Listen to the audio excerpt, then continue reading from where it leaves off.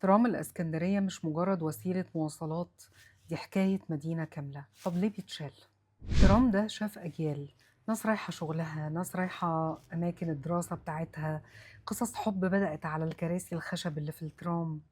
الصوت بتاعه، شكله، حتى بطئه بيشكل روح المدينة. وفجأة القرار إلغاء. بدل ما نطوره بنشيله، بدل ما نحافظ عليه بنستبدله.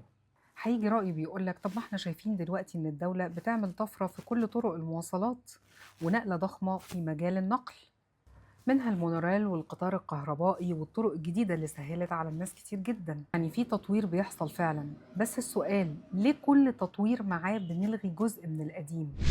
ليه الترام ما يتحولش لحاجة تانية، مزار سياحي مثلا زي ترام لشبونة، تجربة تراثية بتمشي على البحر، رمز حي بيحكي تاريخ المدينة، بدل ما يبقى ذكرى في الصور القديمة بتتحاكى عنها الأجيال.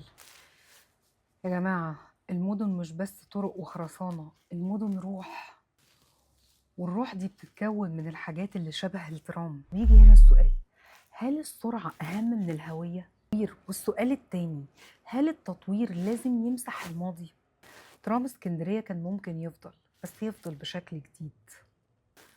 مش كل قديم لازم يترمي، بعضه يستاهل انه يتحافظ عليه.